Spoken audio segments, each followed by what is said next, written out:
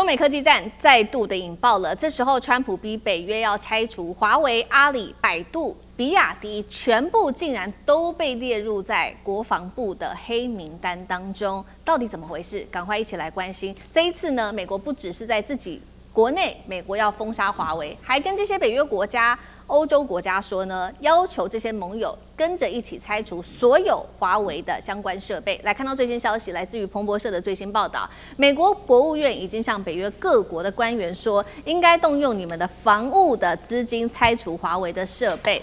事实上，美国先前已经施压北约要增加军费，本来这些钱是为了保障这些北约盟国的军事的这些筹备的，结果现在说了被拿来作为拆除中国大陆的科技设备，也就是华为。那么欧洲国家现在也不太买单，也非常的愤怒。他们认为说这样子做不但对我们的国家不安全之外，好像我们现在是在帮美国打这一场对华为的科技战，到底跟我们有什么关系呢？所以我们看到欧洲国家不买单。先前其实呢，欧盟确实执委会有计划透过修法，也就是网络上相关的安全法，要禁止中国的供应商参与电信的网路哦，但是呢，看到也有一些国家是反对的，其中2大国反对的就是德国跟西班牙了。他们说，你们这样子去封杀华为的话，会遭到中国大陆的报复的。这样对我们来说是相当不利的，尤其为什么呢？我们来看到这2大国他们的理由是什么？德国说他们有庞大的汽车跟机械、化工利益，这一些都跟中国大陆深度的绑定。西班牙也觉得说，为什么自己的这个经济跟外交要被美国牵着鼻子走呢？他们拒绝把国防的支出提高到 GDP 的5%，也拒绝让美国在伊朗战争中使用军事的基地。那川普也曾暗示可能会对西班牙来实施经济制裁，但是西班牙也都不理美国。更离谱的是，我们看到川普近期的动作真的让人很困惑。一边他要求欧洲增加军费，但是最新他又用301的关税来勒索欧盟；一边喊说他要保护北约，一边又说他要威胁撤军；一边要盟友要团结，但是我们看到他又威胁格陵兰等等的地方，在科技战上面处处的下手，到底怎么回事呢？那美国现在施压北约盟国，要求他们用国防资金来换掉华为设备，这一套长臂管辖真的能够奏效吗？上次哥怎么看？针对华为，现在是美国最近政政部才刚刚公布了这个100家的超过100家的黑名单，华为又被列进去了而且这里头连百度都被列进去了，还有包括宇树科技。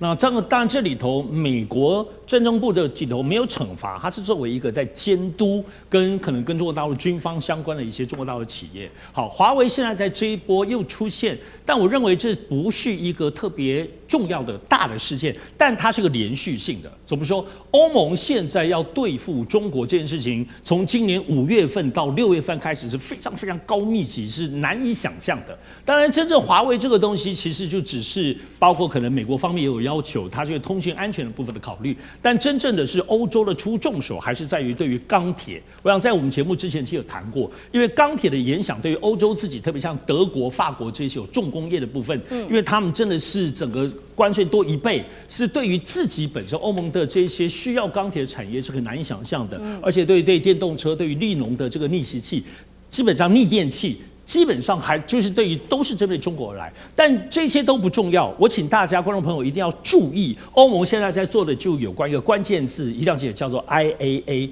这个 IAA 我不详述基本上就对中国所有各式各样的，包括中国企业到欧盟来投资，中国企业要来欧盟当中要建厂，基本上是非常非常高的门槛，而且惩罚性，而且要求中国你不只要用招聘很多的欧洲的员工，你要把你的技术要吐出来，要给我欧盟。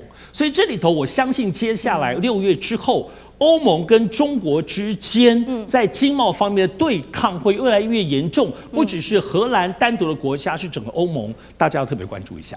好，那同样的问题，舰长又怎么看呢？首先，我要特别讲一下这个所有的跨国企业它要经历3个关卡。你别以为做生意我有一个好东西，我就能够天下通行大赚钱了。对不起，有3个关卡。第一个关卡一定是我做生意的时候，我一定要有一个技术是你做不到的。那我这个技术做出来的东西，我的东西可能比你便宜，一样的功能，就是我要赢你，这个 CP 值要高，这是第一个关卡。你做不到这一关，你很难站立。第2个关卡是资金。就是好比说，你像那个台积电这一个都是200亿、300亿美金，你出得起吗？我们全部斗起来也斗不了，你们公司起来也斗不了，知道吧？那个资金是第2个关卡，这2个其实我可以告诉你都容易克服，因为只要你厉害，你都可以。第3个，非常非常之难，政治。所有大到一个程度，我告诉你，都是动用国家的力量打压你。然后美其名都是我要保护我们国家嘛，所以我在打你，所以真的很困难。但是你说它这个东西到底会不会有用？因为我还是要特别讲，因为我看过一次任正非，因为我很担心华为这样被全世界打。有一次任正非接受访问的时候，那个记者问他，看完之后我真对他佩服极了。那记者问他说，如果人家限制你，就是人家用国家力量限制你的5G 呢？任正非说的，他说如果他们做的比我好，比我便宜，就是速度更快，品质更好，也不会这个阻塞。我建议你就是用他们的，但是你试试看，是我的好还是他的好？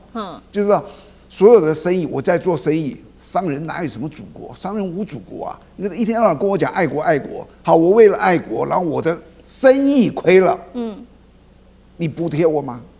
你也没有补贴我啊！所以你知道，在商言商，这就是为什么商人无祖国，最后还是比谁是厉害的 CP 值好。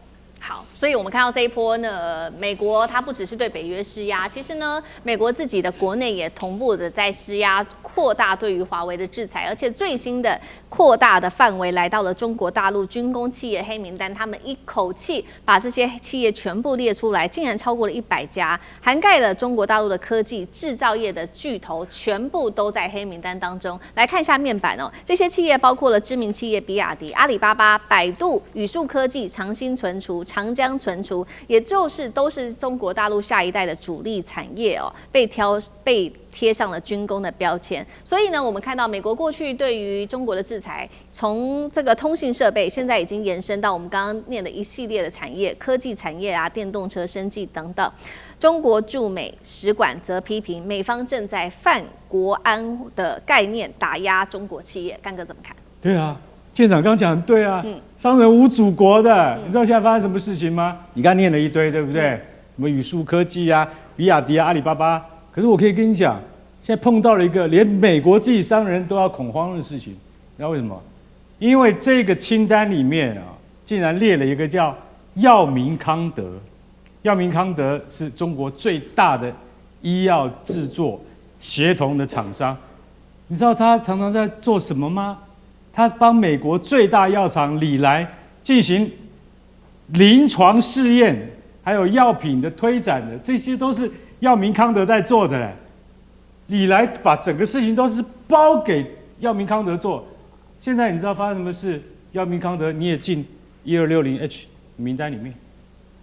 我是做药的，我跟国防科技有什么关系？对不起，自从我们去年美国国会通过生物安全法之后，我们怀疑你，药明康德，你可能也跟中共中央啊这个连结，这表面上你是做药品的，但你后面这个生物科技啊，是对未来的军工产业啊是有相关联的，所以把药明康德也放进去了。那药明康德说，那完了，那我们现在做药的也吃上官司了，也有事了。可是李来就不答应了，你知道为什么？因为李来说，你知道吗？你现在叫药明康德不能跟我们合作的话，那我们药要卖给谁啊？你知道我们马上就要短收多少钱吗？我们马上丢到 AI 里面去，一跑，那怎么可以呢？对不对？那是我的商业利益受损，而不是药明康德的商业利益受损。我是美国本土企业，我是李来制药，药明康德等于是我的外围。对，它是中国，我们是美国，可是它为什么会变成军工产业的一部分？他们不能理解，大家就了解了吗？现在发生的这种事情，那你就会觉得说，哦，原来五角大厦说什么就是什么。像这个1260H 名单哈，每年定期会更新，现在更新到了连药品制药都可以上去，就会晓得说。